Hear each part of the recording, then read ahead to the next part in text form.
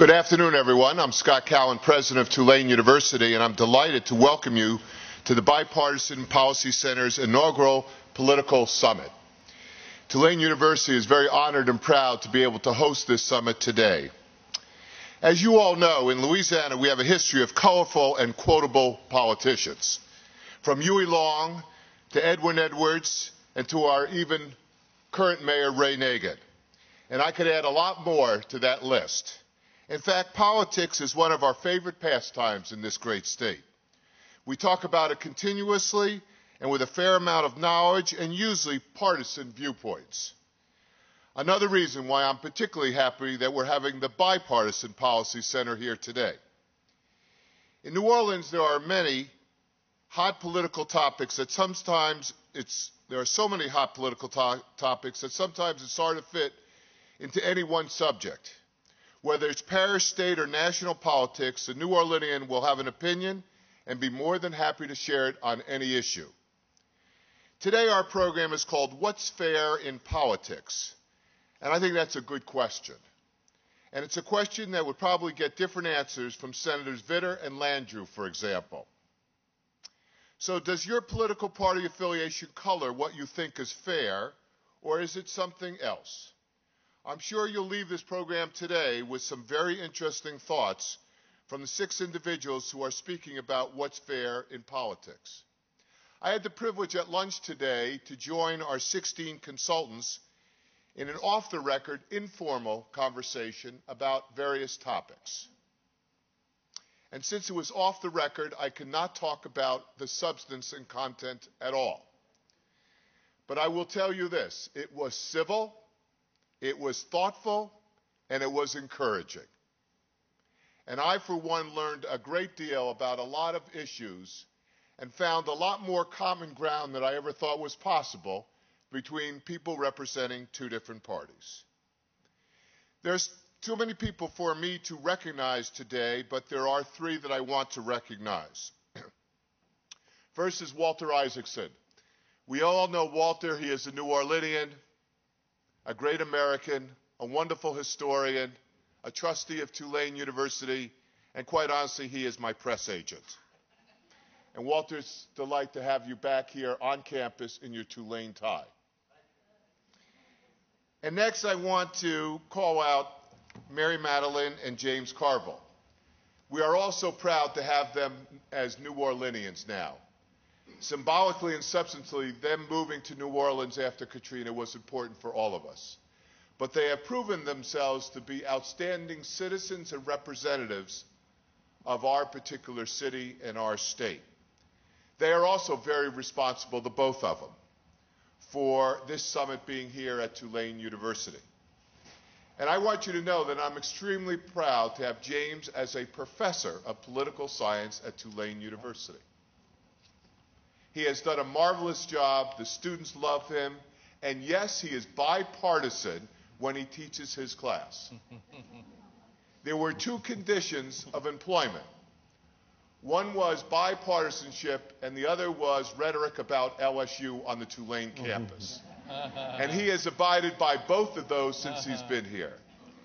Now, I have not been as successful with Mary in getting her to be a professor here, but many of you know me, I never give up. And until we get her to teach a course, I won't consider it a total success yet. But please welcome to the podium Mary and James. Bravo.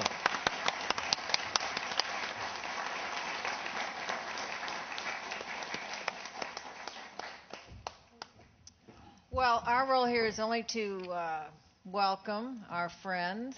We're here as New Orleanians, and I don't think that is inappropriate to only have a welcoming role. We're not on any panels, and when our friends from national politics saw the title here, Taking the Poison Out of Partisanship, we, the Kate and John Goslin of partisanship, did not jump to their minds. So let's just say I've always operated under the principle that one man's poison is another man's Kool-Aid. And I hope I don't presume that I'll not be a Kool-Aid drinker after this, but I want to say to our friends in New Orleans how incredible this panel and all the consultants are. James and I have both worked with all of them for the last however many years, and for the past 30 or 40. 4 decades, Charlie. This is the leader. These are the leaders in national politics and state politics and local politics. There is no race. There's nothing that you haven't seen in all of our adult lifetimes that these people haven't been here. And for them to come and participate at this time we are very grateful for it, and we want you to have a great time in this wonderful place. And to our friends from Washington, you're also going to meet while you're here and at our home some of the best citizen soldier activists in the country. I don't even know what their politics are. I don't know what party they belong to. I do know that in addition to, you've already heard about Dr. Cowan's role and Walter's role in merging the federal and local assets, and we wouldn't be here today. We wouldn't even be a sliver on the river, to quote my husband, if it wasn't for Scott Cowan, and everybody from the city knows that. And Walter, well, you might not know from the city, is Walter up on the other end of Pennsylvania, knocking on everybody's door, calling everybody up in the middle of the night, every asset on at every level to do what he could get done for his beloved city, our beloved city. So it's a great merging. We will learn something from the Washington side of how to get stuff done on the ground without killing each other, starting with Women of the Storm. This is a bipartisan issue, coastal restoration. I never miss an opportunity to make a pitch about something that's important to the whole country here. That is bipartisan. You'll hear, I hope, tonight and throughout the couple of days here about coastal restoration, but we mostly hope you have fun. We thank you so much for coming, and thank you for providing this forum. One man's poison is another man's Kool-Aid, honey. Yeah, that's what that. Justice Stewart once said that he couldn't define pornography, but he knew it when he saw it. I'm not going to try to define talent, but you're looking at it. And what I would like for everybody to do is read the biography of the people here in this program.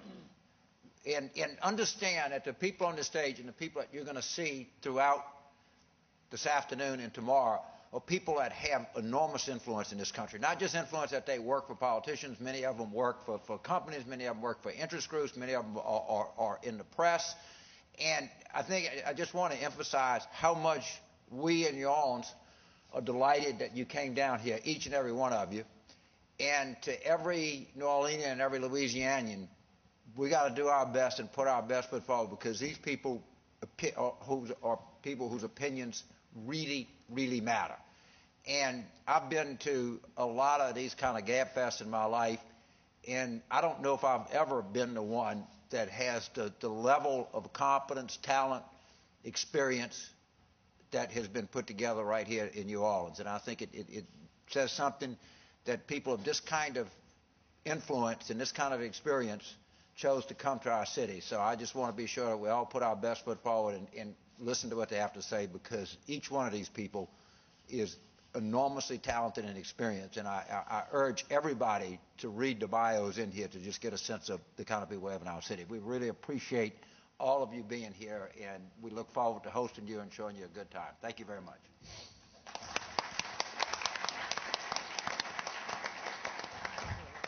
Well, hey, folks. I am Jason Grumet. I'm the president of the Bipartisan Policy Center, and the last to thank you all for being here with us today. Just want to give you 2 minutes about our organization. The organization was formed a few years ago by former Senate Majority Leaders Tom Daschle, Howard Baker, George Mitchell, in order to bring forth the principled compromise that was necessary for bipartisanship. The organization is not, of the view that we should be bipartisan because it's a lovely thing for everybody to be nice to each other, but believe that it's really the only way that we can get the kind of durable change that we need to have in this country. We also are really happy to have this group of people together, because one of the things about bipartisanship is it's often seen as kind of soft and mellow and just kind of friendly. And while these are lovely people, these are smart people, these are principled people, these are not mellow people. And I hope that during the course of this discussion and the rest of the couple days you'll hear that. Now, it's my final pleasure to welcome Walter Isaacson, who will be moderating this panel. And I could not add to the introduction except for one thing, and that is to say, in addition to all of the wonderful things that you've already heard about him, he is also a board member of the BPC. Walter? Thank you very much, Jason, and Jane Garvey, the chairman of the BPC board. We do have a great panel. The bios are there, but real quickly from the far end, there's Jeff Larson, a Minnesota political fundraiser, been affiliated with, I think, Norm Coleman, many other Republicans, and knows the fundraising side of politics. Charlie Black is the senior elder statesman of the field, having been a senior political advisor to Ronald Reagan, George H.W. Bush, and then really the John McCain campaign alongside, as you are on stage, Steve Schmidt, who was the day-to-day manager of the McCain campaign, and I think the George W. Bush 2004 election campaign. And I have some of that slightly wrong, but it's in the bio right? And Hilary Rosen. Hilary was, for a long time, chair of the Recording Industry Association of America. Also a founder of Rock the Vote, a Democratic strategist. Ted Devine, who I saw on the moonwalk this morning, getting his coffee and donuts in front of Jackson Square. I think you've had 17 winning Democratic senatorial campaigns or independent campaigns. Yeah, thank you. And you work for Kerry and Gore, helping be a senior strategist on their campaigns. And Kiki McLean, senior advisor to Hillary Clinton. And I think you were communications director of the DNC. Anyway, close enough for government work in my introductions. President Cowan asked me after our lunch thing, he said, I've got one question. If a political consultant really feels strongly about something for the good of both the campaign and the government or whatever, what influence do they have on what the candidate will say? Or are you really just a hired gun who's not there to provide the advice? You're just there to try to get the candidate's message across. I'm start with Charlie. I'll give you a lawyer's answer, Walter. It depends. All right, then let's move to Steve, who won't. The fact is that sometimes we work for candidates. I think we believe in all the candidates, even if they're people we just met and haven't known a long time before we work for them. But in some cases, we work for people that we have known and have relationships of trust and confidence for many, many years with, in which case we may have influence on them. There are a lot of public policy issues that aren't clear black and white issues. There are gray areas. A lot of people, even if they have a strong set of principles, have to think about it, analyze it, and discuss it to determine where to come down on something. So, sure, sometimes we have influence, but 99% of your job is to figure out where that candidate stands, make sure that he or she does do their homework and be prepared to take positions on issues. Then you help them talk it through and help them present it in the best possible fashion. Steve, did you want to add to that? No, I agree with that. I think your role is to help them tell the story. You know, I don't really recall in my career of ever going to a candidate for office and saying, you must believe this. They have strong beliefs, and you may be in a circumstance where you walk through them and say, well, if you go out and say A, the consequence will be B. Mm-hmm. And so long as you can live with the consequence of B, that's fine by me. A great example of that, you know, Charlie and I experienced on Senator McCain's campaign was on the surge in Iraq. He said quite publicly that I'd rather lose a political campaign than lose a war, whether you agree or disagree with where he came out on that position. That was his position, and he meant it. And whether it was that or immigration, those were issues that were, you know, in many ways injurious in the moment of the campaign. But he believed what he believed, and he went out and, you know, we help advise him of the consequences and how do you most effectively communicate. But you never imprint your beliefs onto a candidate, in my experience. I'll go to Ted and Kiki since they've actually run campaigns as well, and then we'll go to the rest of the panel. Well, I don't think my job is to tell candidates what to think or to try to influence them in terms of the positions they take on issues. I think my responsibility is to help them communicate their views to the public. And one of the reasons that I don't think I have to try to influence someone in terms of their position is I think voters are smart, and I think they can disagree with you on an issue or set of issues, but if they believe that you stand up for what you believe, and they believe that you're on their side on things that matter, the differences on issues really are not that consequential. So I don't try to influence anybody on issues. I try to help them communicate what they believe to people. Kiki? I'm going to take a slightly different tack and say it's not my job, I agree with the panel, it's not my job to give my opinion about a particular policy position to a candidate. But I have been in situations before, not many, very rare, where I have looked at an elected official I worked for and said, I think the position you're taking is not really true to who you've been and who you are. And in that case, I really want you to think long and hard about what the consequences are. Give me an example. Well, they're still in public office, so I'm not going to Go give ahead, that one. But if you look at somebody where their record is and perhaps life is taking them to a different job in a campaign, and the two times I've really had to do it, and one time this particular person looked up and said, you're absolutely right, I agree with you, let me reconnoiter here and sort of look at this issue again. And then in the other instance, I looked up and reassured them, I work for you. I'm going to execute on what you tell me to do, but you have me here because you think I may know something about it, and that's why I'm going to speak my voice. Tad and I had this very conversation earlier today on the way over here. It's nice whether you work in politics or you work at a bank or you're a school teacher who has a principal that you report to, that you can get to a place in your career where you're comfortable enough to say, I'm here because you've asked me to be here because of some skill set I have, and I'm going to tell you what I think, but I work for you and I'm going to help you execute what you tell me to do. One reason we're all here gathered for these 2 days in New Orleans, in case you're wondering, is we're trying to have a set of discussions about is there a way to pull the poison and the partisanship out of politics that's increased for the past 30 years, it seems, on both sides. One reason I would posit, and you can disagree with the premise, that there's been more partisanship and poison is that it's become a view of both consultants, pollsters, and good politicians that playing to the base works better than playing to the center. I throw that out. Tell me whether that's both a correct thing and whether there has been more playing to the base recently. Well, I don't know that it's people play to the base more. I think that politics and partisanship have changed for two other reasons.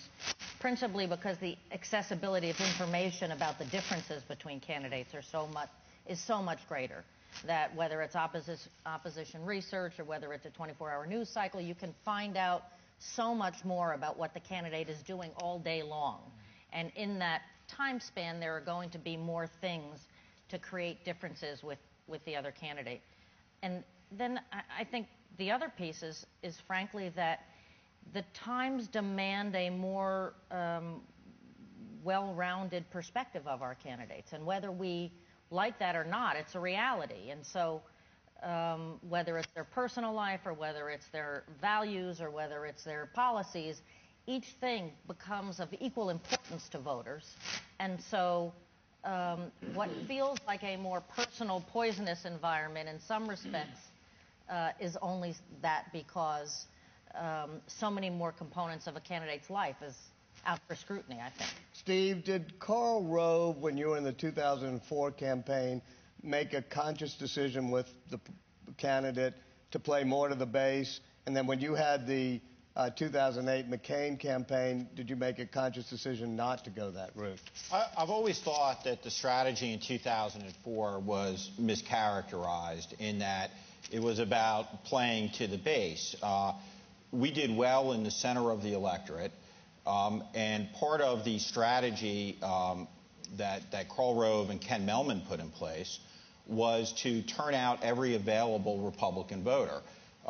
Pre-President Bush campaigns, Republicans were lacking in our turnout mechanisms compared to the unions, compared to the Democratic Party, and they took a great leap forward. And it was a very successful program. In the same way that the Obama campaign took a great leap forward in organizing voters and using social media to turn out, its supporters in 2008. But it was never the strategy of the Bush campaign to seed the middle of the electorate and turn out every Republican in the country. Both political parties, when you go into an election, you want to turn out every available voter in your party, and we certainly at a tactical level in the Bush campaigns we're able to do that effectively. But that doesn't displace the necessity of trying to win the center of the electorate, because he who controls or she who controls the center of the electorate is going to win the election at the end of the day. Well, I was on the other side of that campaign working for John Kerry, and I guess, my perspective was that the Bush campaign did have a base strategy, and my evidence for that would be the following, that if you want to understand the strategy of a campaign, it is manifested objectively in its media buy. You can look at where they're spending their dollars and how they're spending their dollars, and it will tell you essentially what their strategy is. If you analyze the 2004 Bush media buy, you will see, if you rank it market by market, that some of their top markets in the country, Pensacola, Florida, for example, were the most based Republican markets. If you analyze the Kerry campaign media buy market, you would see, going back to Florida, for example, we were Orlando, Tampa, big swing market. And by the way, it was a very successful strategy. Congratulations for that. I think, they found a way to win a tough election. The president, won re-election at a difficult time. There was not a lot of job creation during his first term, but he overcame that because they were very focused, delivered a message that was convincing, principally about the aftermath of September 11th. But I think what they did most successfully is they targeted their base voters, turned them out in enormous numbers. That's why, for example, John Kerry could get 500,000 more votes than Al Gore did in Ohio and still lose to George Bush 4 years later. Jeff, did you want to get in on this? I agree with both statements, and that Steve is right, and that it is about turnout. It was about turnout in 2004, and I think it will be again in 2010 about whose base is more energized. And I would believe that the Republican base is going to be more energized in 2010 because of what's been happening with the economy, what's been happening with the spending programs on the Democrat side. And so I think that it was correct in that in 2004 you can call it a base or you can call it a turnout, but it was all designed about getting Republicans to get out and vote in higher numbers than they have ever before. And when you only have 60% of the electorate that actually shows up and votes anymore, it becomes a base election in some ways. Let me go to the whole panel with this question, starting with Kiki. Give me one or two suggestions for reducing the amount of poison in the political system. And if you want, although I'd prefer you put it off till later, you can make the counter argument that, it's better to have poison, that poisonous partisanship is good for democracy. But let's leave that argument aside. If you wanted to reduce the poison in our political atmosphere, what could you, from your vantage point, do? Well, you're already doing it today by having greater exposure among the people involved. This is not any different than foreign policy when world leaders actually know one another at the table. It doesn't mean that two people who know one another and respect one another for their skill sets can't go out and have the third world war on each other. But I do think that when people tend to know one another and it's not an anonymous guy in the other headquarter hotel on the other end of the country, that it takes it down some. And part of it, I have to honestly say, is you got to take some cues from your candidate. I think candidates have a role in this to look at their consultants and say, this is the expectation I'm setting for this campaign. I say this about Obama only because I don't have the level of familiarity with the McCain campaign. I'm sure Steve can address that. But it is one thing that President Obama said as a candidate to his team, what he would tolerate and what he would not tolerate. And then in the instances in his campaign where boundaries were overstepped, both in the primary when I worked for Senator Clinton and was on the receiving end of that, and in the general, it's been pretty well documented where he laid the law down on his staff and held people accountable. Well, just to be fair about it, I truly think in the last campaign, both candidates tried very hard to reduce unfair partisanship and say that they were the type who could reach across the aisle and take us away from this bitter partisan divide. And certainly McCain had proof of the pudding. He had done it on everything from immigration reform to 12 other issues, including climate, where he had bills with the other side. Ted? I think the best way and the most immediate way to reduce the poison of politics would be to convince the press not to cover conflict almost exclusively. Okay, when I used to teach in college in the old days when we had blackboards, I would always start one of my lectures with conflict equals coverage. that equation. That if you want to get attention and you're running a campaign, you want the press to cover you, attack somebody. You'll get a lot of attention right away. Okay? And as long as that equation remains intact and the substance of politics, particularly positions on issues and ideas, is given very short shrift compared to the intense conflict over almost nothing sometimes, minor points of disagreement, then we're going to continue to have a politics that drives itself towards conflict. Has that been exacerbated by cable TV? Absolutely. Technology, more than any single force, is driving the conflict right now. And Hilary, both cable TV and blogs, because you're very much into the new media space. You know, it didn't take long for this to be the media's fault. You know, and having been I was at CNN and Huffington Post during the last election, and I can tell you that having sat in those editorial meetings, and there was more substance covered by the media in this campaign, I think, than there has been in recent memory. Because there was more real estate, essentially, to cover, whether it was 24-hour cable or whether it was just unlimited online space, that the audience's appetite for substance was actually pretty substantial. There's no question that when that 6 to 8:30 news, 2.5 hour span, the sound bites on conflict is most pervasive. But I go back to what Kiki said, which is this has to drive from the candidate and the times. Sometimes require a level of stepping back and saying, what does the country need? We need to be brought together. Other times, I would argue that pointing out the differences in an aggressive way is exactly what an electorate needs. And I'm not so sure there is sort of that fix. Steve? I think that oftentimes the media conflates legitimate contrasts on issues because we live in momentous times. There are different viewpoints about how to solve this country's problems. They ought to be aired. In this country, we don't throw Molotov cocktails at each other. We do negative ads, in the course of our politics, and we point out the differences in the campaigns. And I think that at the end of the day, I agree with both what Kiki and Tad said, is that it is up to the candidates to set the tone. For example, in the McCain campaign, McCain forbade the use of Jeremiah Wright because he knew what an explosive and divisive issue that would become, and it would metastasize out of the campaign's control to make a focused argument on it. And Tad is correct that we have a news environment in a 350-channel universe where the ratings are driven by niche markets, that the lowest common denominators in both parties who say the most outrageous things with the shrillest voices are the people who are most likely to get covered. And while that may not imprint or impact on the American people, it does coarsen the political debate in the country because it squeezes out the serious people in both parties who are able to go out there and articulate what the actual differences are on a wide range of issues. Charlie? Well, the purpose of campaigns is to show differences on issues, differences in experience, if they're legitimate differences in character. But we all have an obligation to tell our story based on facts we can document. If we use metaphors or analogies or a different way of telling the story, they need to fairly portray what the candidate's position or history or background is. Far from blaming it on the press plays an important role as fact checkers and referees in this debate between the campaign's ads and speeches and statements and who's hitting below the belt and who's not. I wish the press would be more aggressive about that in some cases.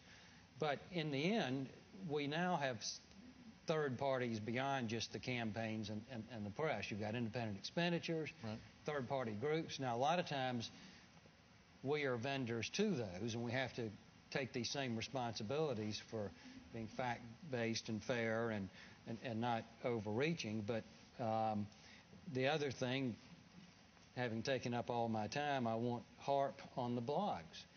But it's unfair for campaigns or the press to take some anonymous blog thing and go out and present it as fact or treat it as journalism when it's not. And a lot of the trouble we get in these days is because of a third party, not either campaign, that starts some fight with some unfair charge, and then we pile on each other. It's always tough in the last person on a six-person panel.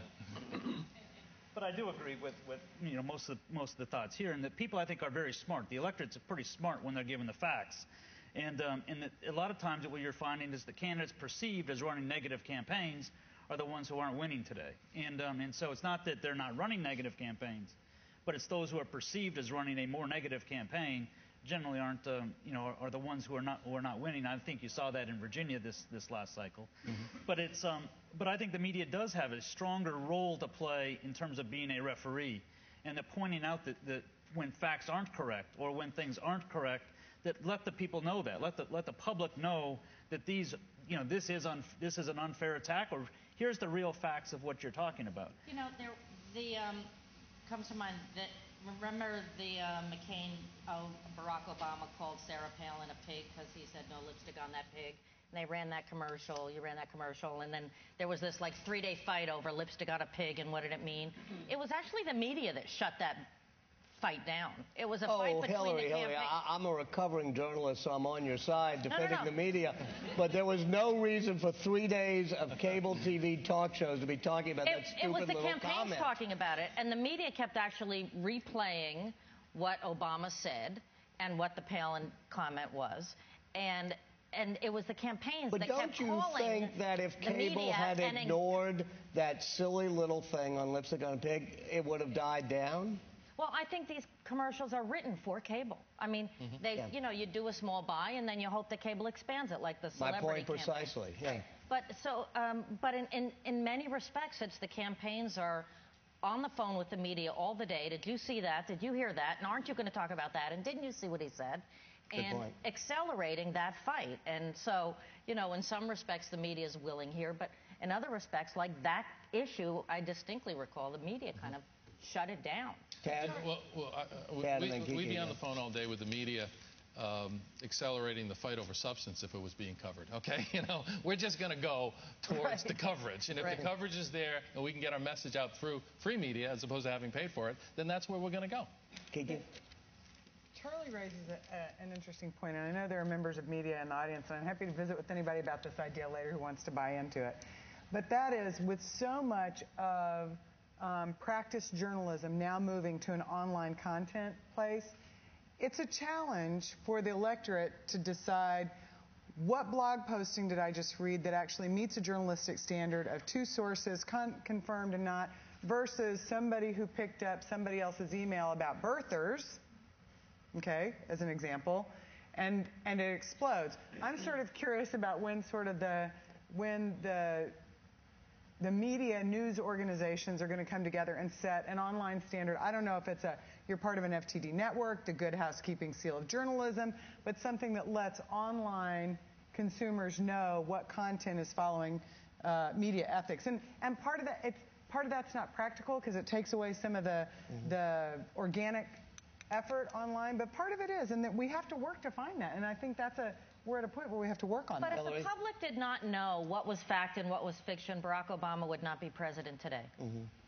Because what was said about him early on, whether he was a Muslim or whether, as a charge, or whether he wasn't born in this country, or whatever those charges were, if the public believed what they read, he would not be president. So I think the public is a lot smarter. Those are examples of what I'm talking about, of independent, incredible bloggers putting stuff out. And where it's headed is that, and this happened in the Coleman race, is that a blog, I can't remember which of the magazines, but I think it was Salon or somebody, somebody wrote a blog for the magazine, and that ends up shown in a paid ad by one of the third-party independent groups as a, this is a fact. Here's a fact. And it was completely erroneous, and there was no substance to it at all, but it runs because somebody ran it on a blog, and so what's happening is blogs are then, it's going into the paid advertising as a fact. Leave aside the media for a moment, but let's just talk about the digital technology, which allows more peer-to-peer communication, allows more niche communication where people go into their own cul-de-sacs of the blogosphere and stoke each other up. Is there something in the technology compared to the technology of broadcast TV in the 50s or 60s that leads to more polarization? Sure, it's lack of accountability. let me take it out of presidential for a minute, because there are lots of good examples on both sides of this. But go to the Lieberman re-election campaign in Connecticut, the really sort of really difficult primary and then an unusual general election. And with a level of anonymity on a statewide race with folks blogging and writing and in chat rooms at a local level, the vitriol went past candidates and to individuals on the campaign, staff. People making up things, the most hateful things of mid-level staffers. And I had a staffer from one of the campaigns call me in tears one night, a young 30-year-old woman, very bright woman with a really strong career in politics. She's number 4 out of 12 kids from Chicago. And she said, what do I tell my little brothers who are in junior high who are seeing this stuff on the blog about me? None of it's true, and there are people who hate Joe Lieberman and are writing this about me. Mm-hmm. Problem.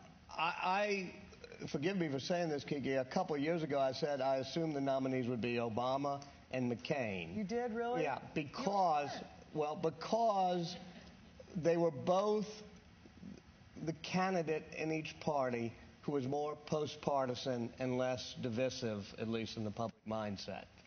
And I thought the public was hungering to get away from some of the extreme fights we've been having for the past 2 decades to people who are more willing to, it seemed, work across aisles. And indeed, that was the theme of the campaign, yet we haven't gotten any closer to being post-partisan. I was wondering if anybody here is good at writing ads or whatever could say, how could you make that case for a candidate? If a candidate said to you, deep in my heart, I don't want to be as poisonous and divisive as the system, how do you make an ad or make a campaign based around that? Or is that impossible? You'd have to say, no, just do attack ads. You saw it happen in the Coleman race. Yeah. Coleman went on, 3 weeks out and said, I'm going to run an only positive campaign. Yeah, but he lost, sort of. I mean, absolutely. That's barely. But that yeah. was a So Hail you Mary think, pass, wait. right? But you think that you can't run a post-partisan campaign and win? I don't think you can unilaterally disarm. Okay, Tad? I don't think you can impose your will on voters. I think the voters are out there, and I think the whole exercise that we go through is to try to discover where the voters are, what they're thinking, what they're feeling, and what motivates them. So if someone came to me, if you, Walter, wanted to run, for example, for the United States Senate or I think governor. James has said that there's a domicile requirement. I can't run from there. Well, if someone like you did and came in and said, listen, I want the centerpiece of my campaign to be that we're going to bring the parties together and bring people together around a common goal and a common mission, I would say, okay, if you want me to do your ads, here's what we have to do. We have to connect that mission to the economic anxiety that voters feel today. We have to make them understand that what you want to do is going to make their lives better in terms of their opportunity to find jobs, employment, security, and in some way connect it to them. So that's, I think, the only way to do it, is to go and find a way for that to be the answer to the question that voters are posing for their candidates, which is, how are you going to get me, my state, and my nation out of the mess we're in right now? Steve, at every town hall meeting that I saw, and almost every one, John McCain did that part where he would say, and I'll reach across the aisle, he did his little air handshake, and I'll work with the other party to do boom, boom, boom. Did that resonate, and how could it have, would it have resonated more if you had tied it in more to the economic issue, as Tad said? Well, at the end of the day, the candidate that occupied and won that space in this election was Barack Obama, without ever having a record of doing it. So you had one guy who said, this is what I'm going to do, versus one guy who had actually done it and said, what I'm going to do. And we lost control of that message to the guy who had never done it and said that I'm going to do it. And and I think there were a lot of reasons, for that were out of the control of the campaign. But back to Charlie's point, I worked for Governor Schwarzenegger and ran his campaign, and that was a post-partisan campaign. But there were sharp issue contrasts in that campaign on taxes, for example, on a range of issues in the state. And Charlie's point that campaigns are a contest of ideas. And post-partisanship to me means that we don't question each other's motives or intentions, that the other party has a bad intention here. For example, on health care, I think it's misguided, but I don't think that it is born out of malice towards the American people. And so we ought not to say in our campaigns that criticizing your opponent's record or contrasting on ideas is in and of itself inappropriate. And to impose this silly self-censorship, because that's not at the heart of what the country's about. Let me open it up. There must be some thoughts or questions, or just raise your hand, or yes, go ahead. Just shout it out. I'll repeat it. What do you think the Gerrymandering of congressional districts, and I'll set it up by saying when I was growing up here, we had one of the great congressmen of all times, Hale Boggs, and he represented the white suburbs, the black inner city, everything else, so he could help us with this. Ended up being the great glue for the civil rights compromises, civil rights bill compromises that were done. And same with Miss Lindy.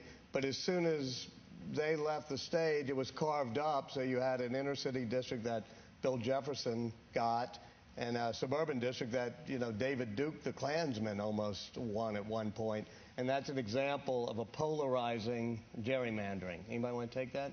What effect this tends to produce candidates? And what effect has that had on voting patterns? What effect has that had? Well, I think that it's and as somebody said it earlier, that most of the districts now are either Republican districts or Democrat districts, and so there isn't that polarization that happens within a primary, but it doesn't happen generally within, a lot of those don't happen within a general election anymore, and it's really, we're fighting over 50 or 60 seats in Congress that are really, competitive. But does that mean that the primary, each candidate has to worry about being outflanked on, if you're a Republican on your right or a Democrat on your left, so you go more to the base, Hilary? Yeah, there are 45 or 50 districts where a primary fight from your base is real in next year. But I was going to say, we actually, I think, are experiencing in 2010 the first election where gerrymandering won't be as much of a factor, because Democrats essentially, we took more seats than we should have last time in some respects, that we're going to have so many competitive seats where Democrats won in districts that had significant independent votes or heavily Republican votes, that this will be the first time, I think, in probably 4 or 5 Congresses where gerrymandering will be less of an issue, don't you think? Yeah, Charlie, though, yeah. You can look at this two ways. For years and years, most Republicans advocated more competitive districts, draw the lines some way other than politically, so you don't have gerrymandering. So you go out to an election and most of the 435 districts are competitive. That would mean that Congress, kind of like a parliamentary system, Congress would be more responsive to what's on the voters' minds at that time. You can make that case. But the other thing you should note, if you're going to have 80 to 85% of congressional seats not be competitive, sure, some of them have to worry about primaries, but it should give these guys the incentive to stand up and work across party lines and be willing to take some political risks, because there's no good excuse in all those 80 to 85% that aren't competitive on a partisan basis. No good excuse for one of those people ever to lose. So maybe we could get a little movement going to, have peers convince peers, let's go out here and do some things that break the stereotype of our party and get some things done. But in those non-competitive districts, Charlie, let me ask you, because you studied them, aren't there a lot of people who have safe, say, Republican seats, but they fear a challenge from their right? As happened in New York 23. Well, there might be in the whole country 15 in each party that really have to worry about that. If they do the rest of their job, if they take advantage of all the perks of incumbents, even if they vote against the district or against their party on a couple of issues, there's no reason for them to lose. They're totally incompetent. You have to be totally incompetent if you're in one of those 80 to 85% of the districts to lose your seat. Now, I'm not, or Bill Jefferson being I'm not totally talking about indicted. this congressman here in New Orleans who may not be able to do anything to save himself. I hope he can. But I'm saying in those 80 to 85% that are, quote, safe seats, you have to be an idiot to lose your seat. Yes, right there, and then... Well, what does that say about representation? You're in the same district, you're a strong partisan one way or the other. Why don't I vote against my constituents? Because I can? No, I didn't say you should. I'm saying on some of these big issues facing... From their representatives, aren't they supposed to mirror? let's take a specific example. What's the incentive of a person in a safe district to have tried to find a compromise on health care? In the House, well, Charlie? You raised the classic question that every elected official faces. Do I take a poll in my district and vote the way they want, or me having studied the issue more than anybody in my district, do I vote the way I think is the right policy, if those two issues conflict? And I don't think that there's an elected official who hasn't confronted that very question at some point in their career, and most face it, once or twice a month. Mm-hmm. But suppose there's a hugely complex issue, like let's say we're going to reform Social Security or reform Medicare, or like this health care bill right now, it's 2,000 pages long that everybody's complaining about. The voters don't have opinions about everything in that bill, but in most cases, most voters believe it's better for the two parties to get together and people to work across party lines to achieve something than to just pass things by party line votes, one party or the other. Those tend to be things that don't survive for the long term and tend to be undone or amended or edited when the other party gets back in. Yes, sir, in the blue shirt. My name is Richard Isaacson. I'm a sophomore here at Tulane. You said something equivalent to you had about 15 people from either side that are the only people that are able to take the political risk. Is that correct? I said the opposite. I think there are about 15 in each party that truly have to fear primaries. Okay, well, let me expand on that, even though I just finished it. Basically,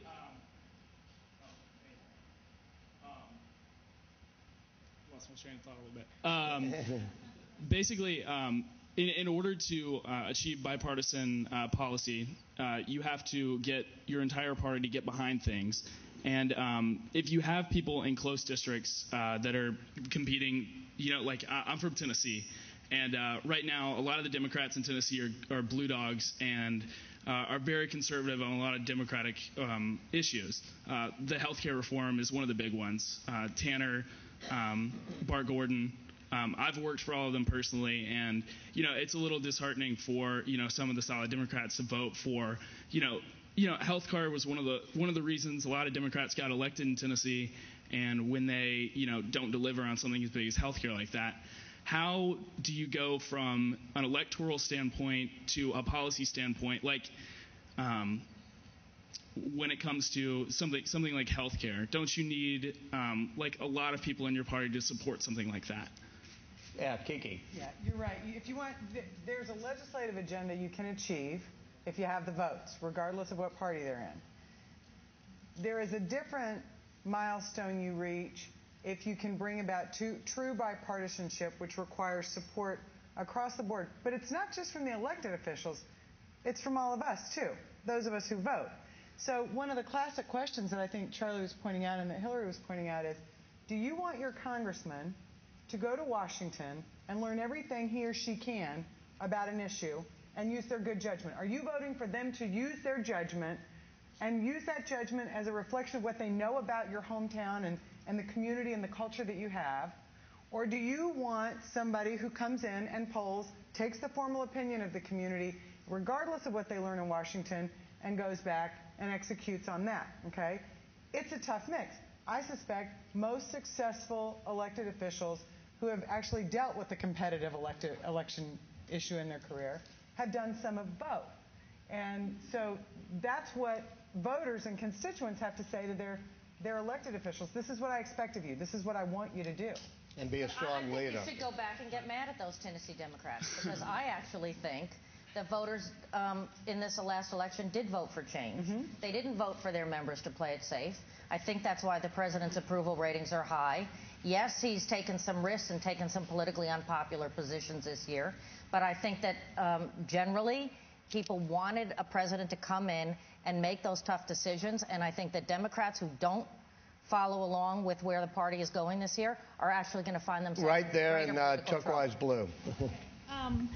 I have two comments. First, I am in Congressman Gow's district, which is formerly Bill Jefferson's district. He did do polling. He would do telephone polling of the residents and say, what are you saying?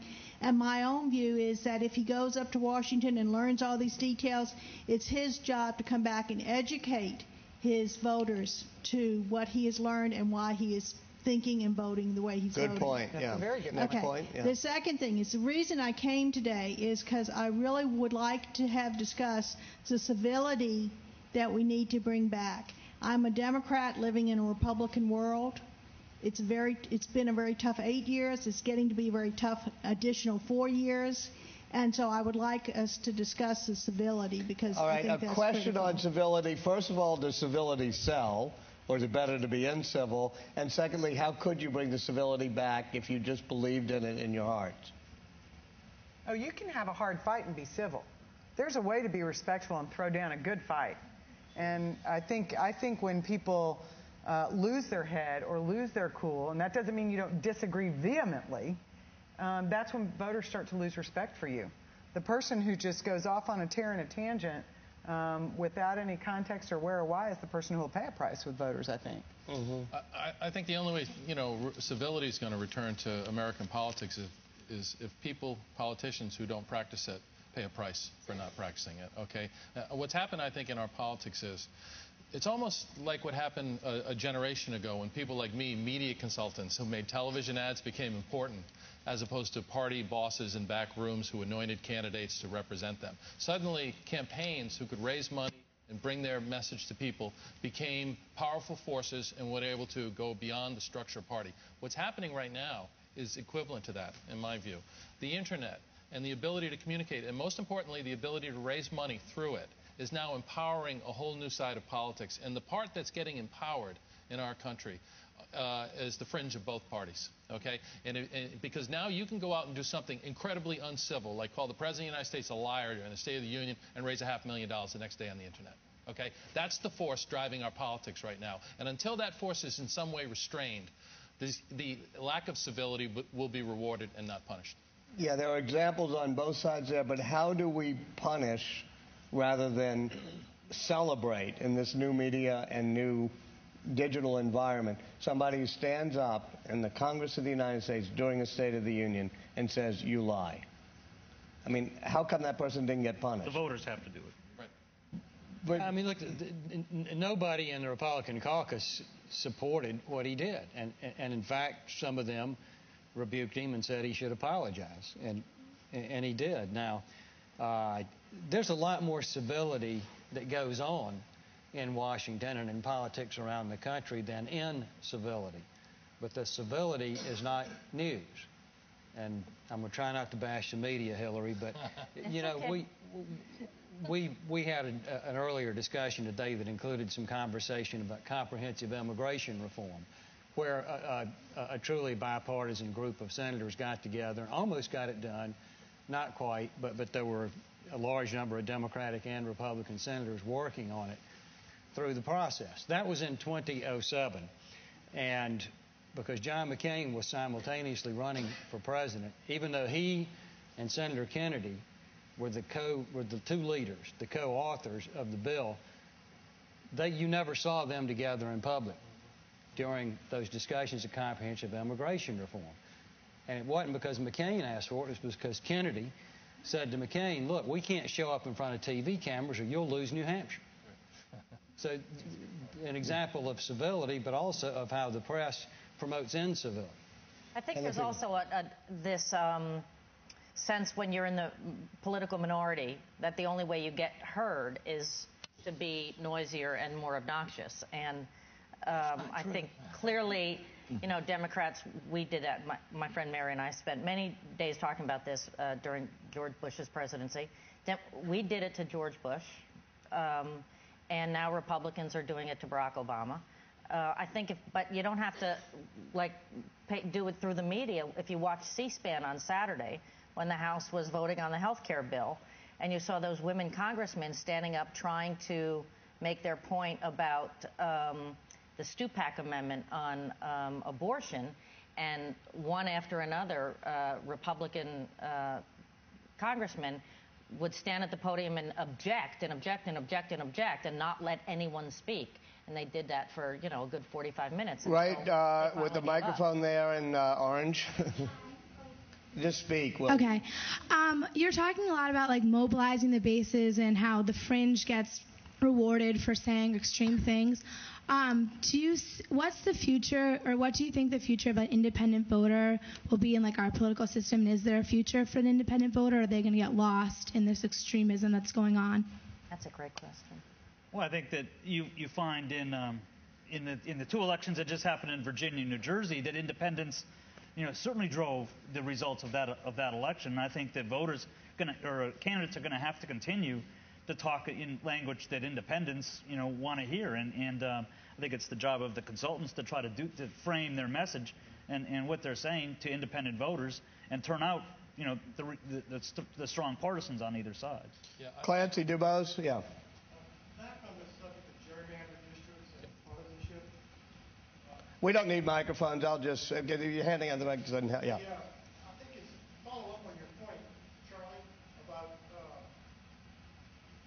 taking a specific example, say healthcare reform over in the House. Don't you think it's significant that the only Republican who broke ranks and crossed the aisle is the guy whose district we're all sitting in right now, Rosen, who is the least safe Republican in the House, if Democrats agree on it? All right. Sure. It's significant, but again, there's some big issues where people just disagree, where you're not going to get the two parties together on some fundamentally different things. But unless leaders from each party sit down and at least try on the big issues to do something in the nature of a consensus, it'll never happen. Trying to be fair, there's a hand way in the back. Yes, sir.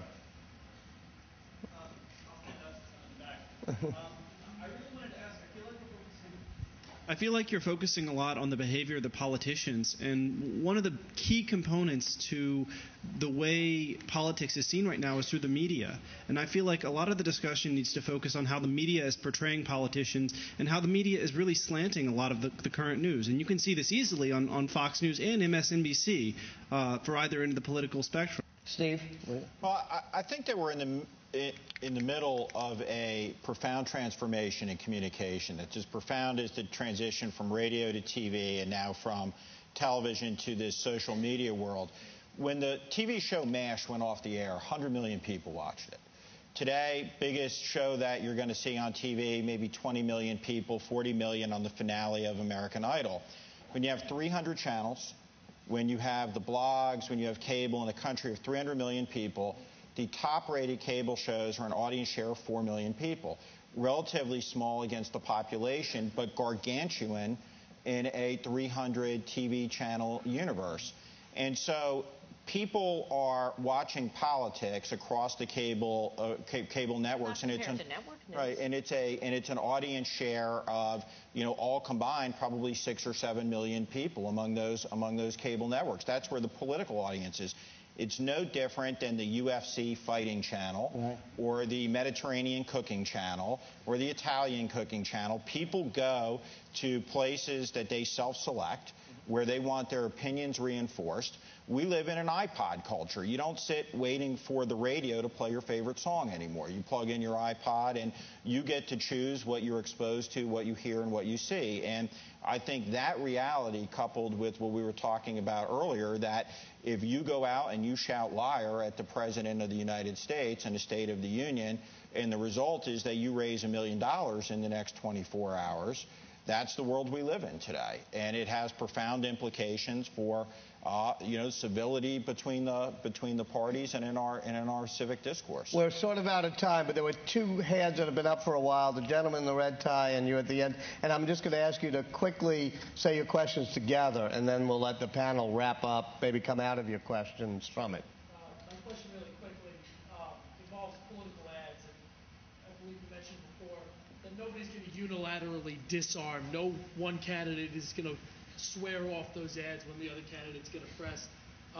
And in my mind, you look back to the Senate race in the early 90s between Chuck Robb and Oliver North, where out of the North camp you had ads that were saying that Chuck Robb is a freebasing, cocaine-using candidate, and out of the Robb camp you had ads which were saying member of the board of the BPC too. That Ollie North lied in front of Congress. Where's the line on the ad hominem? Okay, where's the line on ad hominem attacks and ads? I guess I'd like the panelists, if there's time, to talk about to address the premise of this, taking the poison out of partisanship. You mentioned this at the beginning, that you wanted the panelists to talk about whether partisanship is really a negative thing, if it's poison, and when partisanship can be good, whether there's a way to make partisanship less perceived less like poison among the American people.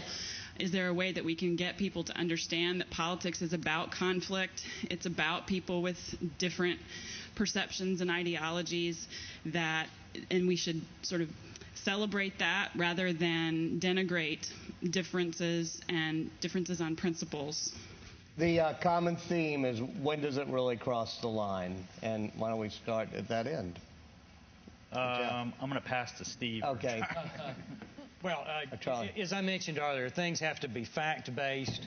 You have to tell a true story, and you don't cross the line on personal attacks unless it's something that's really legitimate. And by the way, I lived through that campaign, and that wasn't the North campaign talking about Rob using drugs. Those were independent expenditure groups. They had no place in the process.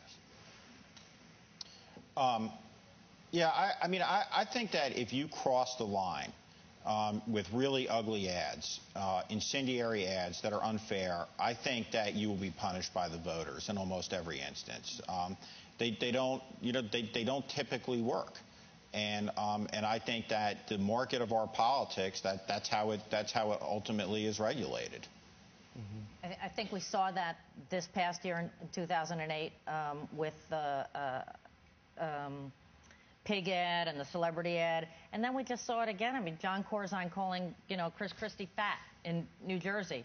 Voters didn't like that, and it reinforced something they already didn't like about John Corzine, was that he was not focused on their problems, that he was out of touch. So I think there is some backfire when they're not authentic. But I would just end with the point that the woman who asked about independent voters make, which is really the dirty secret of partisan campaign strategists, is that it's the independent voter that has all the power here. And so everybody focuses on the right and the left, but really the independent voter these days is the one that's making the decisions. Good point. Yeah, I think the line is the truth. I actually worked for Chuck Robb in 1994 on that campaign and helped make the ads. And, we tried to convince people, and we had tough ads. Those ads were tough. But as I recall, the thing that persuaded people, when we didn't say Ollie North was a liar, we said Nancy Reagan said Ollie North was a liar, okay? And when we said that, everybody got it, okay? So, and I thought that was completely fair. And I think, that's really where you draw the line. I mean, what's true, what's accurate, and if it's powerful, deliver it.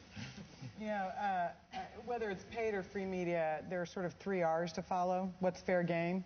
Their record, their rhetoric, and those things that are relevant. So is your 16-year-old child who unfortunately got a DWI last week relevant?